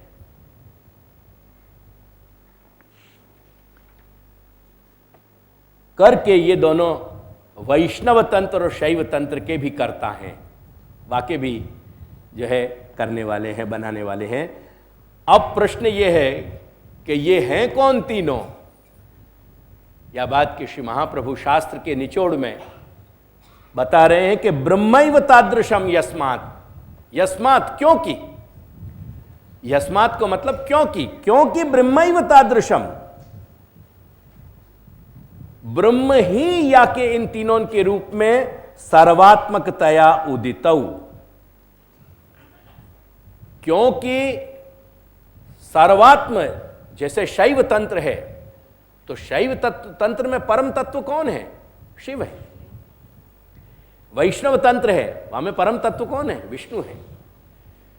प्रश्न यहां क्यों ये भेद है? जो एक तत्व है तो फिर शिव ही क्यों नहीं है? एक तत्व है तो विष्णु ही क्यों नहीं है? प्रश्न ये नहीं है। तत्व में कहीं कोई फर्क नहीं है। जो जितनों भी अगर कहीं फर्क आ रहे हो वेरिएशन, वो अब मेरे और तुम्हारे पर्सपेक्टिव में है, वो मेरे और तुम्हारे लिए वेरिएशंस पैदा किए गए हैं, क्योंकि इतने रुचि भेद हैं, पर्सपेक्टिव इतने हैं, वाकई दृष्टा वाकु देखने वाले इतने हैं कि वो हर एंगल से कहीं अलग लग रहे हो। कोई एक चीज को कभी एक एंगल से बाकी रियलिटी समझ में नहीं आवे। ये पंखा है, पंखा की ये साइड मुझको दिखाई दे रही है, वो साइड मुझको एंगल नहीं दिखाई दे रहे हो, तो क्या मुझको जो दिखाई दे रहा है वही रियल है? क्या तुमको जो मासू दिखाई दे रहा है वो एंगल रियल नहीं है? That's also real. तो प्रश्न पर्सपेक्टिव को है, प्रश्न यह बात को नहीं है कि तत्व कितने हैं। वास्तव में यह कही जा रही है कि वो ब्रह्म, परब्रह्म कृष्ण जो है, परब्रह्म परमात्मा परमेश्वर सच्चिदानंद घन जो कृष्ण है, वही शिव भी बन रहे हैं और वो भी विष्णु भी वही अपना रूप धारण कर रहे हैं। ब्रह्म ब्रह्म एव जो परब्रह्म है वही तादृशम यस्मात्, क्योंकि वही वह प्रकार से रूप धारण करके आ गए हुए। यालिए वाकु सर्वात्मकतया उदितौ, या लिए उन शास्त्रन में उनको परब्रह्म के रूप में ही बताया गया है। या लिए उनको परब्रह्म के रूप में ही बताया गया है। अब वो यस्मात अपन ने लगा दियो करके, अब अपन तस्मात को वो क्योंकि याकू अपन ने लिखियो ना, यानी अब इसलिए देयरफॉर, अब अपन वाको अध्याहार करेंगे। देयरफॉर निर्दोष पूर्ण गुणता तत्त शास्त्रे तयो कृता, क्योंकि वो परब्रह्म के रूप में उन शास्त्रन में बताए गए हैं। देयरफॉर उन दोनों विष्णु और शिव में निर्दोष पूर्ण गुणता तत्त शास्त्रे तयो कृता, उनको निर्दोष पूर्ण गुण वालों माने है। जैसे परब्रह्म परमात्मा परमेश्वर श्री कृष्ण को निर्दोष पूर्ण ब्रह्म बताया गया है, ऐसे ही उन शास्त्रन में, वैष्णव शास्त्रन में विष्णु को पूर्ण निर्दोष बताया गया है और शैव शास्त्र में शिव को पूर्ण निर्दोष ब्रह्म बताया गया है। तयोः कृता, उन दोनों को बताया गया है वह पूर्ण निर्दोष रूप में, क्योंकि निर्दोष जो सर्वथा निर्दोष है वो ब्रह्म है और जो सर्वथा सदोष है वो जीव चैतन्य है। देयरफॉर पाशुपत दर्शन में पशु जो है वो जीव है और पशुपति जो है वो शिव है। करके वाको नाम पाशुपत दर्शन पढ़ो। भोग मोक्ष फले दातुम शक्तौ द्वावपि यद्यपि, ऐसी बात नहीं है कि शिव केवल भोग ही प्रदान कर रहे हैं, शिव मोक्ष प्रदान करने में भी सक्षम हैं। ऐसी बात नहीं है कि विष्णु केवल मोक्ष ही प्रदान कर रहे हैं, विष्णु भोग भी प्रदान करने में सक्षम हैं।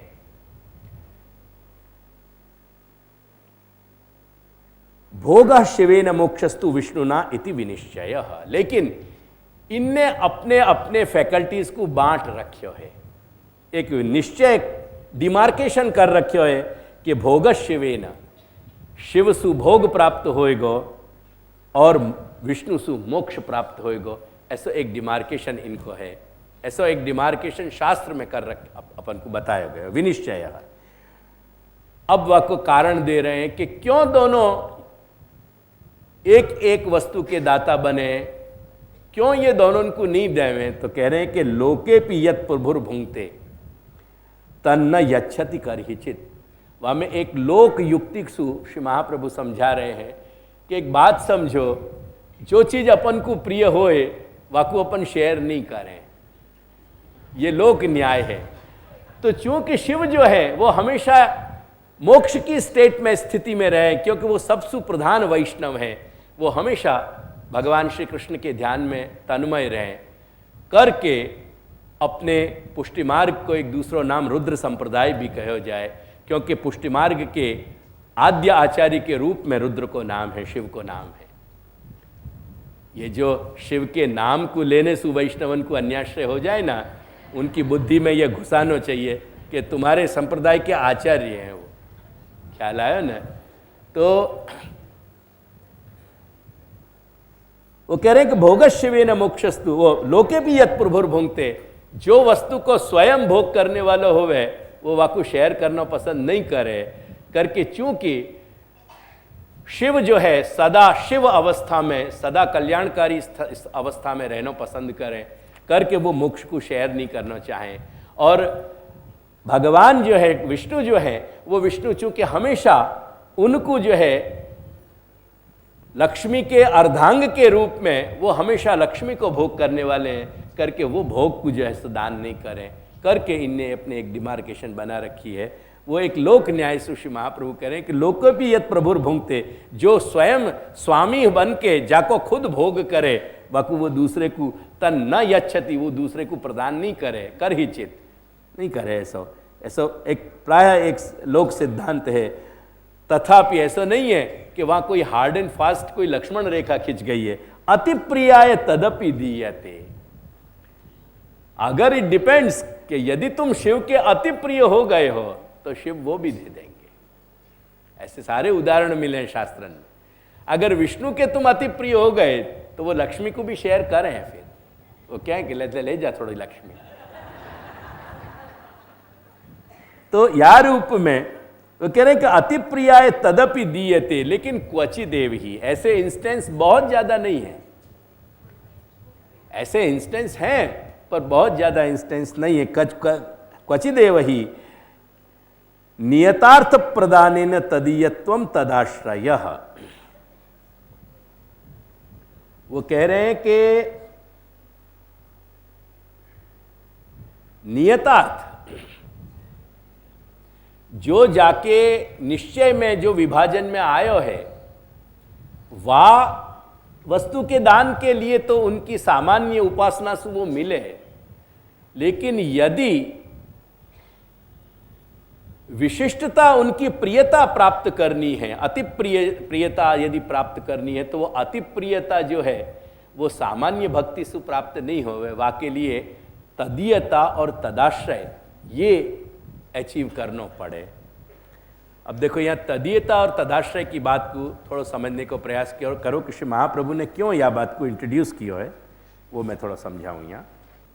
अब देखो ये शिव उपासना और विष्णु उपासना, इन दोनों उपासना में भी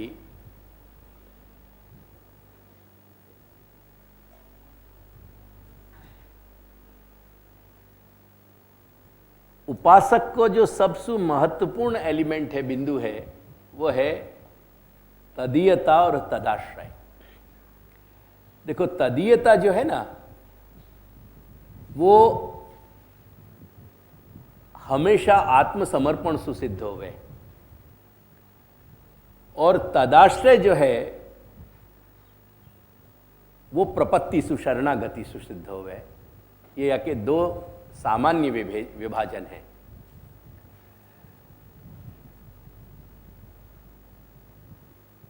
अब ये तदीयता और तदाश्रय को जो कॉन्सेप्ट श्री महाप्रभु या शिव और विष्णु के संदर्भ में जो दे रहे हैं ना, वो एक निमित्त के रूप में दे रहे हैं। शिव भक्ति और विष्णु भक्ति में ये जो संकेत दे रहे हैं, ये संकेत देनो जो है श्री महाप्रभु को यहाँ से दिशा बोध के लिए यहाँ स्टीयरिंग अब मोड़ रहे हैं महाप्रभु। क्योंकि श्री महाप्रभु के मार्ग में कृष्ण भक्ति और कृष्ण की प्रपत्ति को मार्ग है। ये पुष्टि मार्ग जाकू अपन कह रहे हैं, वहां में दो प्रकार के अधिकारी जीवन को अवकाश है। एक शरणागति के प्रपत्ति के लिए और एक भक्ति के लिए। क्योंकि जो भक्ति का जो स्नेह का जो मार्ग है, वो दो चीज पे डिपेंड करे। एक हमारी संपूर्ण शरणागति, जो हमारी दैन्य भाव पे टिके हुए, जो हमारा पूरा मनोभाव है, दीनता की फीलिंग पे, दीनता के पूरे आधार पे जो टिके हुए हो, हमारा आश्रय लेने को, वो शरणागति को भाव जब तक नहीं आएगा तब तक स्नेह को एक अंश अधूरा रह जाएगा। शरणागति को मतलब केवल चरण शरण की उतनी ही सीमा में अपन वाकु सीमित कर दें, ऐसा नहीं है। शरणागति एक व्यापक मनोभाव है, परंतु वह पूरे मनोभाव में दैन्य जो है वो वाकी सेंट्रल थीम है, ये ध्यान रखिए। भक्ति में जो हम दीनता समझ रहे हैं ना, वो बेसिकली भक्ति में नहीं जन्म रही है, क्योंकि स्नेह की बेसिक थीम दीनता नहीं है। शरणागति की, शरण जाने की, आश्रय ग्रहण करने की, कोई को सहारा लेने की जो थीम, सेंट्रल थीम है, वो दीनता है। एक बहुत बड़ी गैर समझ अपन सबन में प्रवर्तित हो रही है। जकू यथाक्रम यदि हम सिद्धांत मुक्तावली और आगे पहुंचे तो वह थीम में मैं याकू एग्जैक्टली वहां डेवलप करके समझाऊंगा, पर याकू मूलतः समझियो, जो दैन्य है, मैं या के सहारे या को आधार लेके जीना चाहूं, मैं या को सहारा लेने योग्य हूं, यानी मैं अपकृष्ट हूं और ये मोकू सहारा देने में समर्थ है, सक्षम है, यानी ये उत्कृष्ट है। ऐसी अपकृष्ट और उत्कृष्ट की जो पूरा एक दूसरे के प्रति दोनों तरफ से जो उठने वाला अपनी जो समझ है उठने वाली, वो समझ जो है वो बेसिक दीनता को डेवलप करे। अगर ये समझ तुम्हारी डेवलप नहीं भाई, तुम मूसु शरणागति कहोगे, श्री कृष्ण शरणम मम, तुम मूसु कह रहे हो, एक्चुअली शरण तुम ले नहीं रहे हो, क्योंकि तुम्हारा मेन प्रिडोमिनेंट जो मनोभाव है वो मनोभाव वाबखत भी कहीं ना कहीं अहम सुमिश्रित चल रहे हो। मैं तुमसु मैं अपकृष्ट हूं, मेरे से तुम उत्कृष्ट हो, ये जो एक मनोभाव है, मैं सहारा ले रहे हूं, मैं सहारा लेने वाला हूं, तुम सहारा देने वाले हो, ये फीलिंग जो सेंट्रल थीम है, ये सेंट्रल थीम शरणागति की थीम है। और अहैतुक प्यार की जो थीम है वो कहीं भक्ति मार्ग की थीम है। थोड़ा समय लगेगा, पर आज तुमको मैं आज ही तुम्हारे और मेरे रिलेशन में कहीं मैंने गजल लिखी, तो वो गजल मैं तुमको सुनाऊं। मैं वैसे सुनाना नहीं चाह रहे हो तो, पर ये पॉइंट आ गया ना अहैतुक को, यानी वो अहैतुक वाली बात। आज सुबह सुबह चाय पीते पीते मैंने ये गजल लिखी। मुझे इंतजार तेरा तू कभी बेनियाज आए। हमेशा मेरे पास कोई ना कोई हेतु सु आवे। क्या तेरे मेरे बीच में ऐसा कुछ भी नहीं कि तू मेरे पास बेनियाज आए, बिना हेतु के आवे? सिर्फ तेरा मेरे प्रति मेरा प्यार तो को खींच लाए। क्या ऐसी कुछ भी बात नहीं है मेरे अंदर? या ऐसी कोई बात नहीं है कि सिर्फ बिना कोई हेतु के प्यार से मैं तो कुछ स्वीकार लूं? कभी सोच के देखियो, ये तुम्हारे और देवकी नंदन के बीच का डायलॉग है। मुझे इंतजार तेरा तू कभी बेनियाज, बिना हेतु के बेनियाज आए, तेरी उल्फत तो हक है मेरा।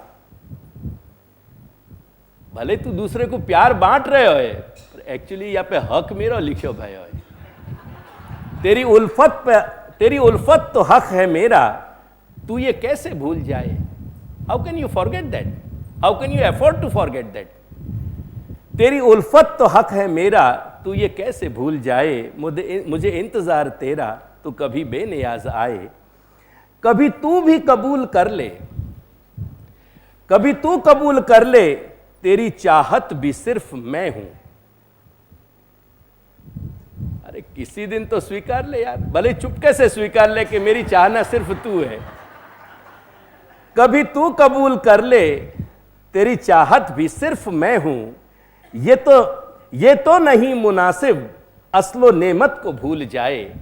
अस्ल यानी सत्य, यानी जो नेमत ईश्वर ने कृपा करके जो सत्य मेरे और तो को बख्शो है, दोनों को, ये प्यार को मेरे और तेरे बीच, या को तू कैसे भूल सके? और या को यदि तुम भूल रहे हो तो कहीं तुम मिस्टेक कर रहे हो बहुत बड़ी। ये तो नहीं मुनासिब अस्लो नेमत को भूल जाए, कहीं कुछ तो है कराबत, कहीं कुछ तो है कराबत तेरे और बीच मेरे, कुछ तो ताल्लुक, कहीं ना कहीं कुछ संबंध तो होएगा यार मेरे और तेरे बीच में, ऐसी क्या बात है। कहीं कुछ तो है कराबत तेरे और बीच मेरे, हमें क्यों खुदा मिलाता, हमें क्यों खुदा मिलाता, ये सच कौन भूल जाए। तू भूलेगा कि मैं भूलूंगा, बता कौन भूलेगा। हमें क्यों खुदा मिलाता, ये सच कौन भूल जाए।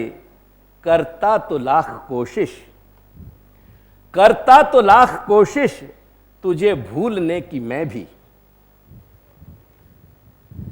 करता तो लाख कोशिश तुझे भूलने की मैं भी। मेरे अंदर भी कभी कभी विद्रोह उठे कि मैं भूल जाऊं तुमको। करता तो लाख कोशिश तुझे भूलने की मैं भी, नहीं कामयाब अब तक, नहीं कामयाब अब तक, ये दिल कैसे भूल जाए। मेरे दिल में कैसे भूल जाऊं मैं कि या मैं अभी आज तक मैं कामयाब नहीं हो सकूं, तो को भूलना तो बहुत चाहे हो। नहीं कामयाब अब तक, ये दिल कैसे भूल जाए। गुजरी है उम्र अपनी, गुजरी है उम्र अपनी, ये तवक्को संवारने में। बस एक ही ख्वाहिश को मैं सजा तो संवार तो रहा हूं अपने दिल में। तवक्को कहें ख्वाहिश को, तमन्ना को। गुजरी है उम्र अपनी, ये तवक्को संवारने में, रंग लाएगी हकीकत। अगर मोहब्बत मैंने करी है तुमसे तो रंग लाएगी हकीकत। तू जमीर कैसे भूल जाए, या को जमीर कैसे भूल जाएगा। तुम भूल जाओ, भूल जानो है तो मुझे इंतजार तेरा, तू कभी बेनियाज आए। मेरी उल्फत तो हक है, तेरी उल्फत पे हक है मेरा, तू ये कैसे भूल जाए। कभी तू भी कबूल कर ले, तेरी चाहत भी सिर्फ मैं हूं। कभी तो भूले बिसरे क्षण में कबूल करो कि तुम्हारी चाहत सिर्फ मैं हूं और कोई नहीं है। कभी तू भी कबूल कर ले, तेरी चाहत भी सिर्फ मैं हूं। ये तो नहीं मुनासिब असलो नेमत को भूल जाए। ये खुदा ने यानी असलो नेमत, ये कृपा की देन हमको यानी बख्शी है कि हमको और तुमको एक पद पे हमराह करके मिलाया है। मुझे इंतजार तेरा, तू कभी बेनियाज आए। प्यार जो है ना, वो स्नेह में दीनता को अगर कहीं कोई एलिमेंट आवे ना तो वो शरणागति देवे। बाकी प्यार को डायलॉग बड़ो ऐसा स्पष्ट होवे खुल के। ये डायलॉग में दीनता को स्थान नहीं है, प्यार को स्थान है। प्यार से भरो गए, कहीं तुम मेरे प्यार को चुरा रहे हो, मैं मेरा हक मांग रहे हो। यार ऐसी क्या बात है, तेरी उल्फत पे हक है मेरा। तो स्नेह में एक जो अहैतुक, जो एक परस्पर एक दूसरे के प्रति जो एक स्ट्रांग, जो पूरा यानी जो पुल होवे, जो अरेस्टिंग फीलिंग होवे, वहां में दीनता को एलिमेंट कम होवे, शरणागति से वो दीनता को एलिमेंट आवे। एंड देयरफॉर भक्ति के परिपाक के लिए शरणागति, वो शरणागति के जहाँ में दीनता को करंट बराबर रन कर रहे हो, वो बहुत होना अनिवार्य है। बिना शरणागति के वो भक्ति की, स्नेह की जो फीलिंग है वो परिपक्व नहीं हो पाएगी अंशी और अंश के बीच में, वहां में वो होना जरूरी है। और भक्ति को जो पहला हिस्सा है करके श्री दादाजी या को बहुत अच्छे समझा हुए पुष्टि प्रवाह मर्यादा में। श्री दादाजी कहें कि देखो, श्री दादाजी आज्ञा करें कि यद्यपि स्नेहो भक्ति इति एतावदेव मुख्यम भक्ति लक्षणम। अगर भक्ति को मुख्य लक्षण अपन देखने जाएं तो स्नेहो भक्ति, केवल स्नेह को नाम ही भक्ति है। यदि स्नेह को नाम ही भक्ति है सुदृढ़ सर्वतो अधिक, तो फिर महात्म्य ज्ञान वहां में क्यों जुड़े हुए हो। तो कह रहे हैं कि यद्यपि स्नेहो भक्ति इति एतावदेव मुख्यम भक्ति लक्षणम, तथापि तो भी महात्म्य ज्ञान पूर्वस्तु इति विशेषण कथनस्य अयम अभिप्रायः। फिर या को मतलब क्या है, तो दाई जी कह रहे हैं, आज्ञा कर रहे हैं कि मैं समझाऊं तुमको कि क्या अभिप्राय है। कि प्रथमतः एव आचार्य प्रकटित भक्ति मार्गे प्रवृत्तस्य यावत् सुदृढ़ सर्वतो अधिक स्नेहो भवति। प्रारंभिक कक्षासु श्री महाप्रभु के मार्ग पे जब अपन प्रवेश कर रहे हैं, तो श्री महाप्रभु के मार्ग में प्रवेश करने की जो प्राथमिक अवस्था है, वह प्राथमिक अवस्था में जब तक सुदृढ़ सर्वसु अधिक सर्वतो अधिक स्नेह अपनो परिपक्व नहीं हुए, तावत सेवादि करने, तब तक सेवा इत्यादि परिचर्या करने में प्रभु की अपराधा भावार्थम महात्म ज्ञानस्य उपयोग। अपन सु व परमेश्वर के प्रति कोई चेष्टा में भूल नहीं हो जाए करके महात्म ज्ञान को उपयोग है। एंड माइंड वेल कि जब तक दीनता के एलिमेंट जहां करंट थ्रो आउट रन कर रहे हो, वो प्रपत्ति शरणागति यदि विकसित नहीं होगी तो महात्म ज्ञान में तुम्हारी गंभीर प्रवृत्ति नहीं हो पाएगी। देयरफॉर भक्ति के जो दो पार्ट हैं, महात्म ज्ञान सहित और सर्वतो दृढ़ और सर्वसु अधिक स्नेह, ये दो हिस्सा हैं। वहां में महात्म ज्ञान सहित ये हिस्सा की पूर्ति के लिए तुमको शरणागति तुम्हारे अंदर ऑपरेटिव होना जरूरी है। अगर शरणागति ऑपरेटिव नहीं होगी, आश्रय ऑपरेटिव नहीं होएगा, तो महात्म ज्ञान तुम अचीव नहीं कर सकोगे। करके ये तदीयता और तदाश्रय की बात श्री महाप्रभु यहां कर रहे हैं। तदीयता जो है इज इक्वल टू स्नेह भक्ति और तदाश्रय इज इक्वल टू प्रपत्ति। बिना प्रपत्ति के जो भक्ति को लक्षण है, महात्म ज्ञान पूर्वस्तु सुदृढ़ सर्वतो अधिक स्नेह, वो सिद्ध नहीं होएगा। या मैं फिर आगे बहुत बताया है दादाजी ने, पर अपन अपने पॉइंट पे आवे तो कह रहे हैं कि अति प्रियाय तदपि दीयते क्वचित एव ही, ये हो गया नियतार्थ प्रदानेन तदीयत्वम तदाश्रय।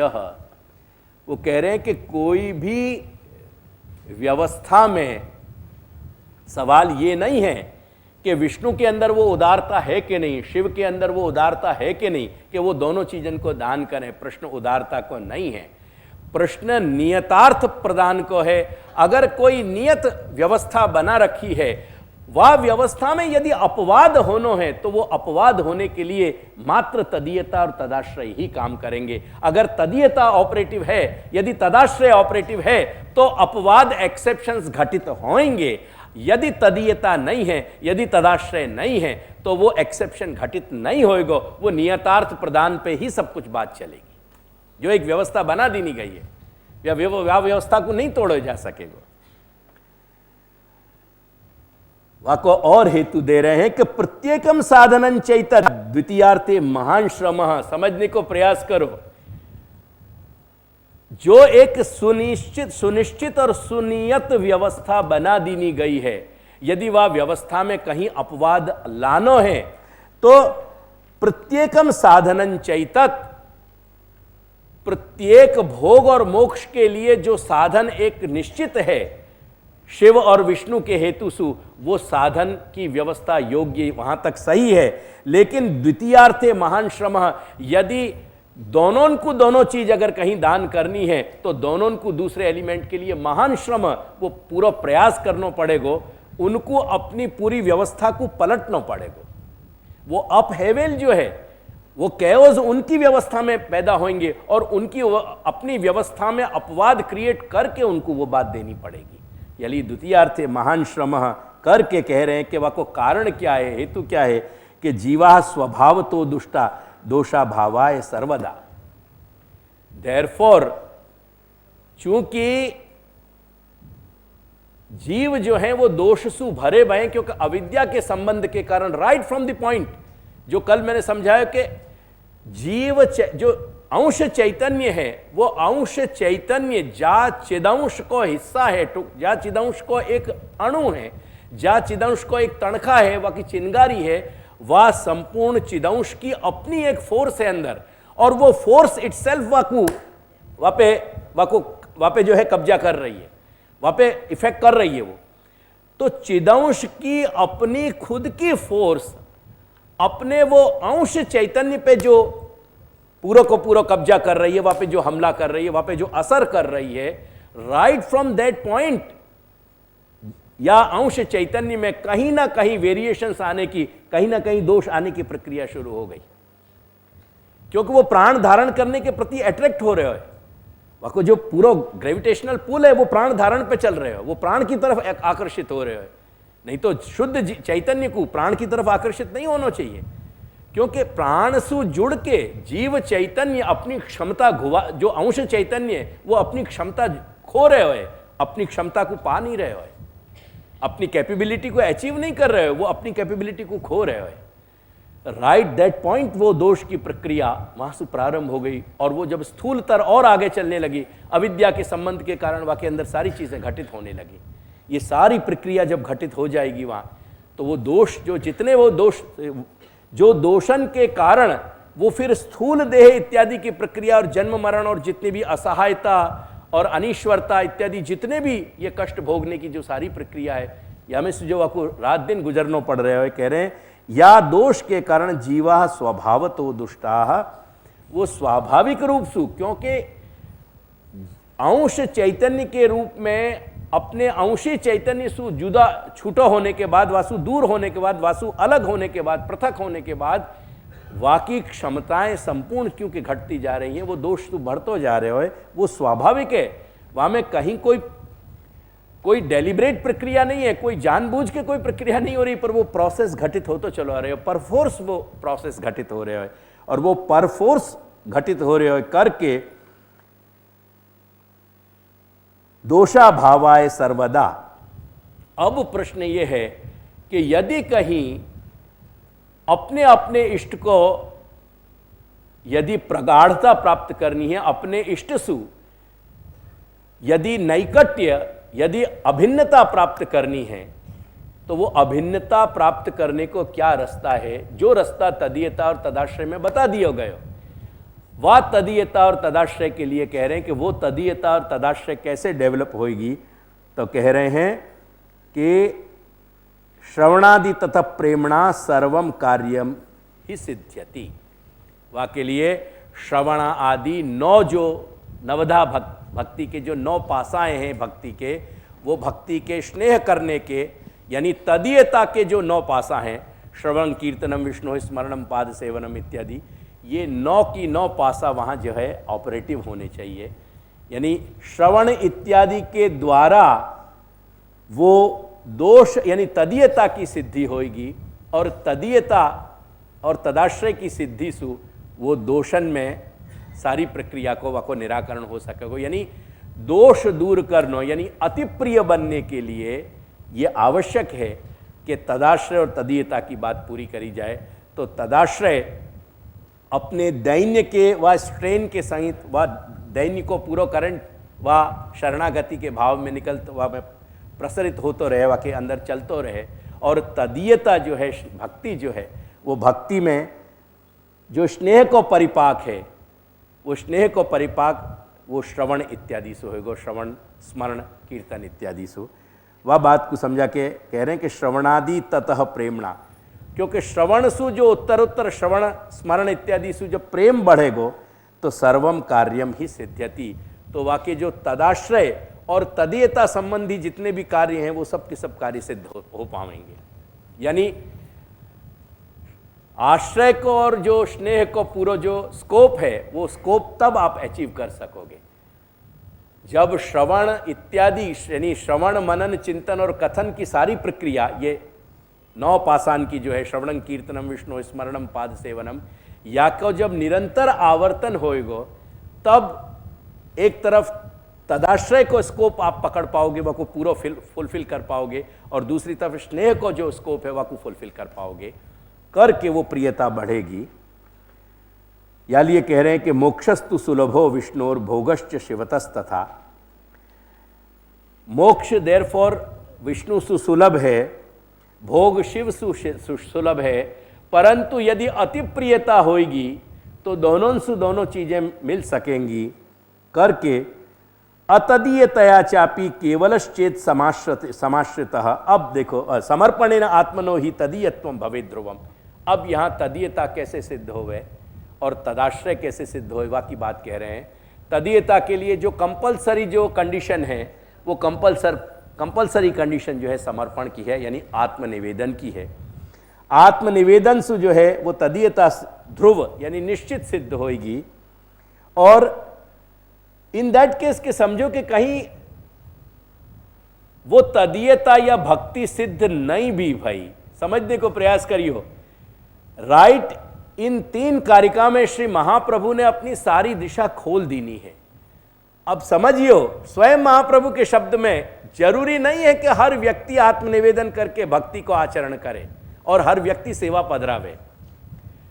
ये खोटे जो आग्रह कभी कभी अपन खड़े करें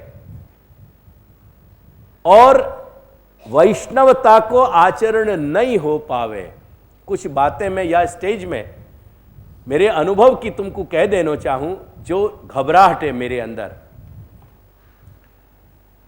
कोई एक व्यक्ति के यहां जहां ठाकुर जी विराज रहे हैं घर में,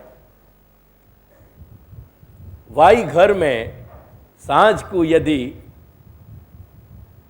सुरा और सुंदरी की प्रक्रिया यदि चल रही है, यदि वहां शराब की बोतलें खुल रही हैं, ये महाप्रभु को कभी अपेक्षित बात नहीं है, ध्यान रखियो। प्रश्न कोई पीने या पिलाने की प्रोहिबिशन की चर्चा में लेके नहीं बैठे हूं। जगत को जो करना हो करे, मैं वासु संबंधित नहीं हूं। मैं वासु संबंधित हूं को जो श्री महाप्रभु के मार्ग को आचरण करने बैठे है। जाने अपनी जिद सु ठाकुर जी तो घर में पधरा लिए हैं, लेकिन जाके घर को वातावरण ठाकुर जी की सेवा के लिए कंड्यूसिव नहीं है। भक्तिवर्धिनी की टीका उठा के देखो श्री दादाजी की, दादाजी स्पष्ट आज्ञा कर रहे हैं कि ऐसे घर में ठाकुर जी को पधराना चाहिए कि जा घर में जो घर ठाकुर जी की सेवा के संपादन के लिए सहज है और सुकर है, जहां ठाकुर जी की सहजता से सेवा की जा सके। अगर ठाकुर जी को पुरुषन की गालियां पड़ रही हैं, अगर तुम्हारे बच्चन की अप्रियता खड़ी हो रही है, तुम्हारे भक्ति को नाटक काम में आने वाला नहीं है। Try to understand. अगर तुम्हारे अंदर भक्ति है तो वाकू अपने हृदय में भक्ति को समेट के रखो, और वाके दूसरे बाह्य सेवा के अभाव में भी श्री महाप्रभु ने वाके विकल्प दिए हैं कि वह भक्ति को विकसित कैसे करनी चाहिए। केवल स्वरूप सेवा के माध्यम से श्री महाप्रभु ने भक्ति नहीं बताई है। अलबत्ता एक सामान्य जनरल रूल यह है कि ठाकुर जी की सेवा से ही भक्ति होगी, लेकिन बाह्य सेवा के अभाव में आंतर स्वरूप पधरा के एक आंतर चेतना से भी, एक आंतर तन्मयता से भी श्री महाप्रभु ने भक्ति को रास्ता बताया है। इतना ही नहीं, अगर भक्तिवर्धिनी याद हो तो याद करो अंतिम पंक्ति, य एतत् समधीत तस्यापि स्यात् दृढ़ा रति। रति को मतलब स्नेह है, भक्ति है, तदीयता है। अगर महाप्रभु को आशय केवल भक्तिवर्धिनी के पाठ और अध्ययन मात्र सु वाको अपन यदि डीप स्टडी कर रहे हैं, वह डीप स्टडी मात्र सु भक्ति सिद्ध हो जाने को क्लेम अगर महाप्रभु कर रहे हैं, तो क्या महाप्रभु की प्रतिज्ञा असत प्रतिज्ञा है? कैसे श्री महाप्रभु ने यह प्रतिज्ञा करी? परंतु ये अपवाद है, ये अपवाद है, और इन अपवादन को समझो कि कहां ये श्री महाप्रभु बताना चाह रहे हैं। ऐसे खोटे आग्रहण से पुष्टि मार्ग की सेवा को दूषित मत करो, श्री महाप्रभु के मार्ग की सेवा को दूषित मत करो। जा घर में उदासीनता है, कहीं उदासीनता तक की स्थिति को श्री महाप्रभु स्वीकार रहे हैं कि अगर पुरुष वर्ग उदास है या स्त्री वर्ग कहीं उदास है और केवल पुरुष वर्ग सेवा में लगे हुए हो, कहीं तकलीफ नहीं है। लेकिन वो उदासीनता यदि प्रतिरोध में या आंतर द्वेष में विकसित होती हो तो तुम ये ठाकुर जी को घोर अपमान करा रहे हो। ये क्या कर रहे हो पुष्टि मार्ग में रह के? क्या तरह की व्यवस्था है? बात अपरस की या आचार के ढकोसलान की मैं नहीं कर रहे हूं, पर तुम्हारे काम करने वाली वो लोग कि जिनमें सर्वथा, जिनमें अपवित्रता है, जिनके अंदर कोई आचरण के संस्कार नहीं है, ऐसी बाइयां अगर तुम्हारे ठाकुर जी के स्पर्श तक, यानी तुम्हारे ठाकुर जी की सेवा के स्पर्श तक पहुंच रहे हैं, ऐसे अगर मनुष्य तुम्हारे साफ करने वाले, साफ सफाई वाले, तुम्हारे यहाँ जो काम करने वाले हैं, वो अगर सेवा के वस्तु और सेवा के संभार से यदि स्पर्श कर रहे हैं, ये कैसी बात है? मैं कोई या बखत कोई बहुत बड़ी अपरस की चर्चा नहीं करने वाला हूं, मैं करने बैठे हूं, और जा दिन अपरस की चर्चा करोगे ना, वह दिन तुमसे ज्यादा बड़ो मेरा दिल निकलेगा कि मैं क्या अपरस की व्यवस्था बता रहे हूं शास्त्र के आधार पे। तुमको वह कुछ समझने को प्रयास करो। लेकिन जो खोटे ढकोसला कर रहे हैं ठाकुर जी को, सेवा को, जो एक नाटक हमने घर में चला रखे हो है, ऐसे बहुत सारे जगह मेरी दृष्टि में है, मैं कहीं रेफरेंस टू कॉन्टेक्स्ट नहीं कहना चाहूं, पर ये क्या व्यवस्था भाई, तुम्हारी या तरह की अपवित्र लोग बिल्कुल, जिनको कोई संस्कार से संबंध नहीं है, जिनके वो कहां से आ रहे हैं, कहां से नहीं आ रहे हैं, कौन सी अवस्था में हैं, वो एक मासिक की अवस्था में है या अन्य अवस्था में है, वो सारी अपवित्र अवस्था में तुम्हारे ठाकुर जी तक जिनको प्रवेश हो रहे हो, तुम्हारे ठाकुर जी के स्पर्श तक, वहां तक पहुंच रही जो चीजें, वहां तक उनमें उनको स्पर्श हो रहे हो, ये क्या व्यवस्था चल रही है? क्या ये सेवा की व्यवस्था है? ये आधुनिकता या में कोई ऐसा बहाना नहीं है, कोई एक्सक्यूज नहीं है कि या सेवा को हम या प्रकार से इंट्रोड्यूस कर या रिड्यूस कर दें, या कि एक व्यवस्था है। तुम्हारे सारे प्रकार की जितनी भी तुम्हारी तकलीफें हैं, उनके लिए, उनके एडजस्टमेंट के लिए देयर इज इनफ रूम। ये देवकी नंदन को क्लेम सुनो आप, ये दादाजी को बेटा जो यहां दादाजी ने हाथ पकड़ के या गादी पे बिठा रखे हो, वाको ये क्लेम है, आओ मेरे पास, there is enough room, let's talk it over, but be clear. अपने आश्रय के विषय में, अपनी दैन्यता के विषय में और अपने स्नेह के विषय में बिल्कुल क्लियर बन के आओ।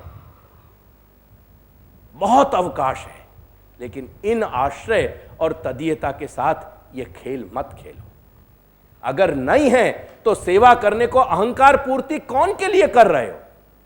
श्री महाप्रभु के सारे नियमन को तोड़ के और अपने अहम की पूर्ति करना चाहो कि तुम सेवा कर रहे हो, नाटक कर रहे हो, रोने के, फिफियाने के, सारे तरह के ठाकुर जी से दूर रहने के, ये सारे नाटक कौन को दिखा रहे हो? ये नाटक क्या चल रहे हो? ये या सारी व्यवस्था को समझो, दुनिया में क्या चल रहे हो है और घरन के लोग क्या कर रहे हैं वो मेरा लीस्ट कंसर्न है।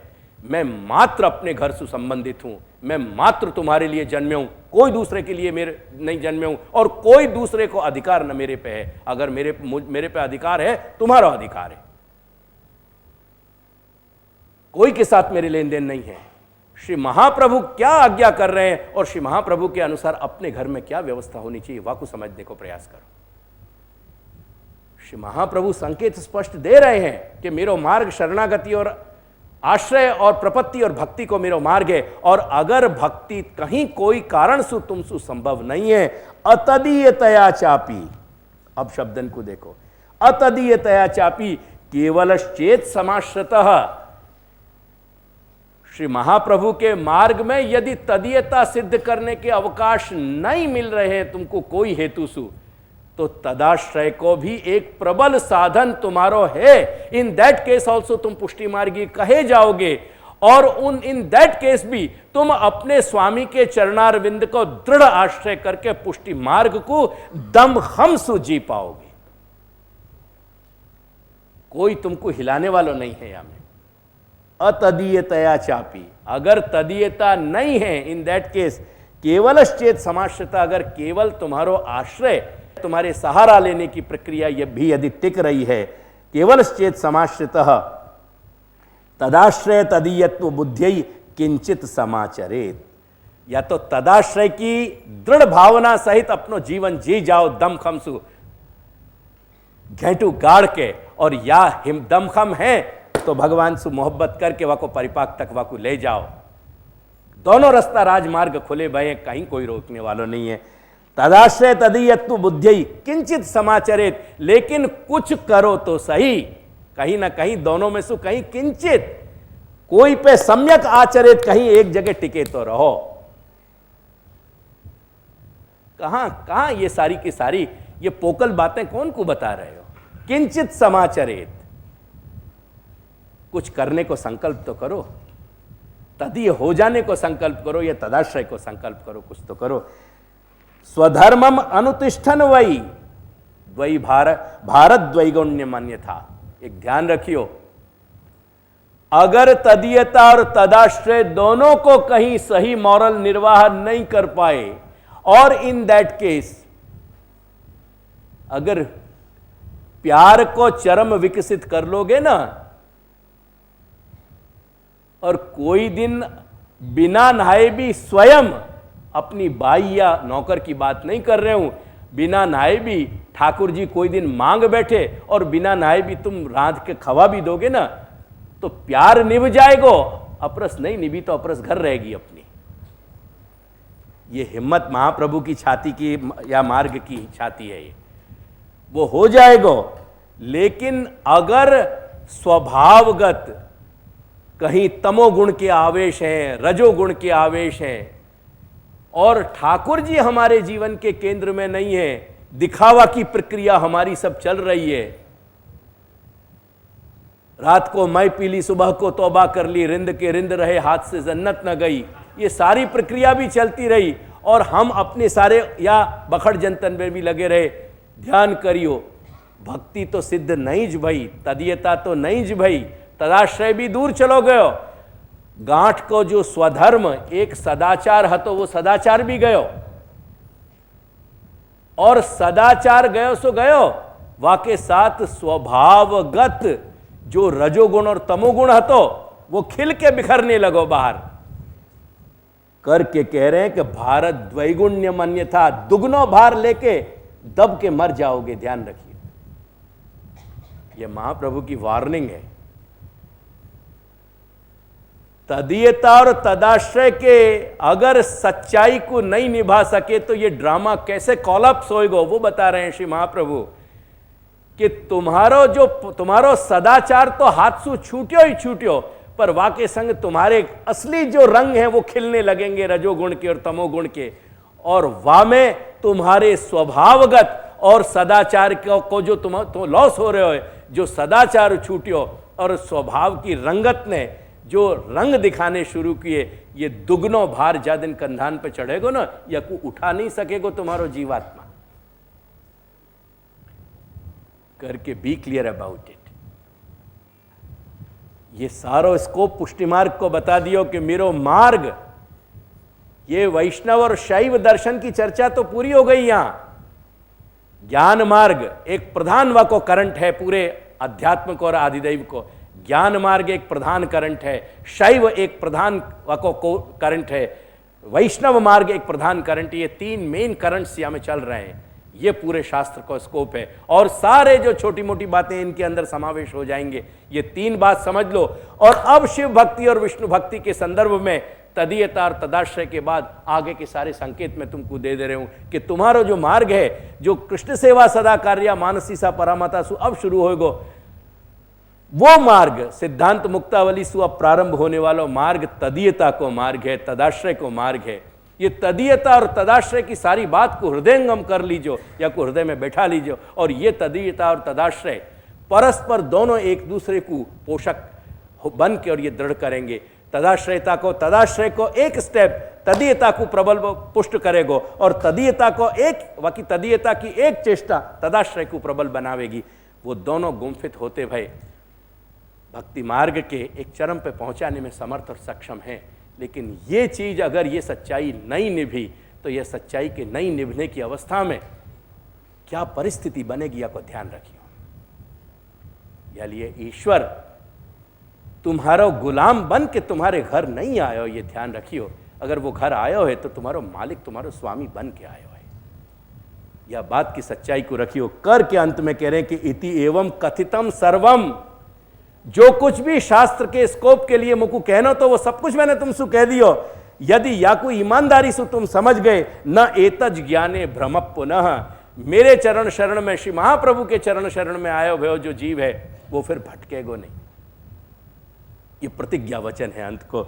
इति एवं कथितम सर्वम नैतज ज्ञाने भ्रम पुनः, दृढ़ न चरणन केरो भरोसो, दृढ़ इन चरणन केरो।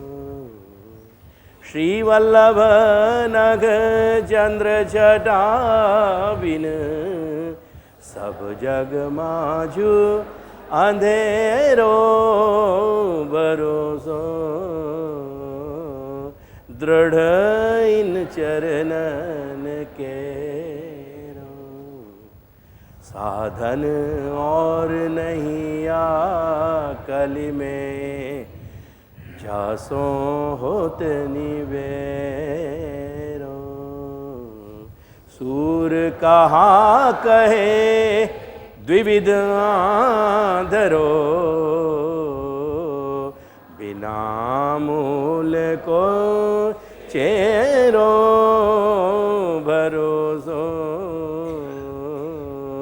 दृढ़ इन चरणन केरो, दृढ़ इन चरणन केरो भरोसो